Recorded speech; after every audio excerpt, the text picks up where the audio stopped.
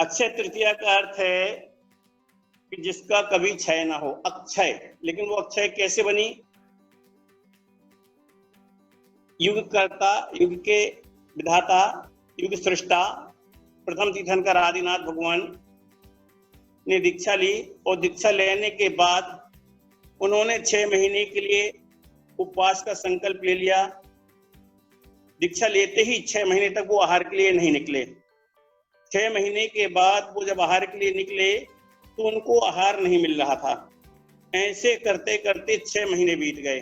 वो आहार के लिए निकलते, फिर आहार नहीं मिलता, फिर आगे साधनाएं बढ़ जाते, 2 दिन 4 दिन 8 दिन 15 दिन का फिर उपवास ले लेते, फिर चर्या के लिए निकलते।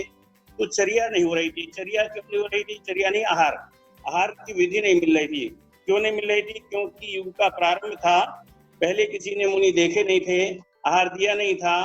उसके पहले मुनि थे नहीं, क्योंकि उसके पहले तृतीय काल था, भोग भूमि थी। भोग भूमि में सारा का सारा जीवन कल्प वृक्षों से चलता है। उस समय धर्म नहीं था, धर्मात्मा नहीं थे, मुनि नहीं थे। तो आदिनाथ से श्रृंखला प्रारंभ हुई। आदिनाथ ने उपदेश दिया था, कृषि करो या ऋषि बनो, कृषि करो या ऋषि बनो। तो उन्होंने कृषि का भी उपदेश दिया था, सटावश्यक का उपदेश दिया था। सामान्य जीवन के निर्वाह के लिए और आत्म कल्याण के लिए उन्होंने स्वयं मुनि मार्ग धारण किया था। तो वह पहला मुनि मार्ग था। तो मुनि की पड़गाहिनी की विधि कोई नहीं जानता। जब वो विधि लेकर के आहार के लिए मुद्रा लेकर के निकलते तो लोग उनको बुलाते, आइए स्वामी खाइए। लोग देखते कि नहीं आ रहे हैं तो कोई कहता, महाराज रुपए चाहिए, रुपए ले लो, पैसे चाहिए, पैसे ले लो, सोना चाहिए, चांदी चाहिए, क्या चाहिए आपको, आप किससे मांगोगे? लड़की चाहिए, जमीन चाहिए, महल चाहिए, आप जो चाहिए वो ले लो, लेकिन भोजन कर लो। लोग उनको इस तरीके से बुलाते, कहते, लेकिन पड़गाने की विधि कोई नहीं जानता था, इसलिए आहार नहीं होता था। ऐसे करते करते लगभग 6 महीने से ज्यादा बीत गए। 6 महीने 8-10 दिन ऐसे कुछ और बीत गए। 1 साल हो गया। 1 साल तक उनको आहार नहीं मिला। 1 साल तक वो बिना आहार के रहे और वो विहार करते करते करते हस्तिनापुर पहुंचे। तो हस्तिनापुर पहुंचते ही हस्तिनापुर के जो राजा थे, राजा सोम और उनका छोटा भाई श्रेयांश, हस्तिनापुर में जैसे ही आदिनाथ भगवान पहुंचे वैसे ही कुछ पुण्य वर्गणाएं टकराई, पुण्य का उदय आया। और वहां पर क्या नाम से तुम्हारे राजा श्रेयांश को स्वप्न आता है कि आदिनाथ तीर्थंकर मुनि बन करके आए हैं और उनको आहार देना। कैसे आहार देना? उनको पड़गाने की विधि स्वप्न में आई। स्वप्न में उन्होंने पड़गाने की विधि देखी और वो सुबह होते ही अपने द्वार पर खड़े हो गए और उनने विधि के अनुसार पड़ गया, विधि मिल गई तो आहार हो गया। वही दिन था अक्षय तृतीया और उनको आहार देने से उनके भंडार में इतनी वृद्धि हुई कि जिसका कभी क्षय न हो, तो उससे नाम पड़ा अक्षय। और दिन था तृतीय, 30 तिथि, तो उसका नाम पड़ा अक्षय तृतीया।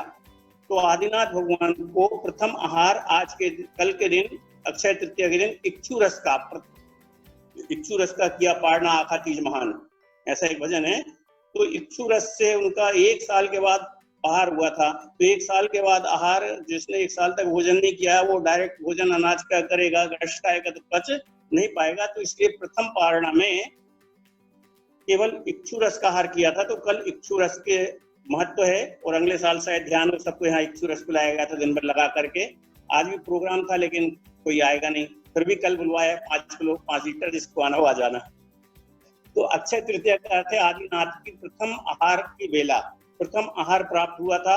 और प्रथम आहार होने से जहाँ तीर्थंकर का आहार होता है वहां पर 5 आश्चर्य होते हैं, रत्नों की वृष्टि होती है, मंद सुगंध हवा बहती है, भंडार अक्षय हो जाते हैं, देवता द्वारा जय जयकार होती है, नगाड़े बजते हैं, ऐसे 5 आश्चर्य होते हैं। तो श्रेयांश के घर में 5 आश्चर्य हुए। अब प्रश्न उठता है कि श्रेयांश को कैसे पता लगा? तो श्रेयांश जो है इस भव के पहले जो आदिनाथ हैं उनकी श्री पत्नी के नाम का जीव था और ये वज्ररंग नाम के चक्रवर्ती थे, क्या थे ये, वज्ररंग की पर्याय में आदिनाथ ने, और जो राजा श्रेयांश है श्रीमती नाम का आदिनाथ की पत्नी था। तो इन्होंने पूर्व भाव में मुनिराज को आहार दिया था। पूर्व भाव में आहार दिया था तो स्वप्न में उसको वो सारी की सारी विधि याद आ गई। स्वप्न में उनको पूरी की पूरी विधि दिख गई, परिलक्षित हो गई, और उस पूर्व के संस्कार के कारण से पहले उन्होंने जो आहार दिया था उससे उन्हें ज्ञात हुआ स्वप्न में, और सुबह उन्होंने उसी विधि से आदिनाथ को पड़गाया तो आदिनाथ को आहार मिल गया था। यही है अक्षय तृतीया का महत्व। अक्षय तृतीया के दिन लोग साधुओं के चरणों में जाते हैं, कोशिश करते हैं, आहार देते हैं। जिनकी भावना होती है लोग ढूंढ ढूंढ करके जाते हैं, जहां महाराज नहीं होते जहां वो जाते हैं, जहां महाराज होते वहां जाकर के आहार दे करके आते हैं। तो अक्षय तृतीया के दिन आहार का महत्व है अपने धर्म में। हिंदू धर्म में क्या है वो अलग है, सब धर्मों की अपनी अपनी अलग अलग मान्यता है। जैसे दीपावली हम अपने तरीके से मनाते, वही एक ही दिन है, उसी दिन हर जाति मनाती, लेकिन हर किसी का धर्म अलग अलग है। तो अपने यहाँ अक्षय तृतीया आदिनाथ से है, आदिनाथ को आहार की प्रथम प्राप्ति हुई थी, इसलिए मनाई जाती है।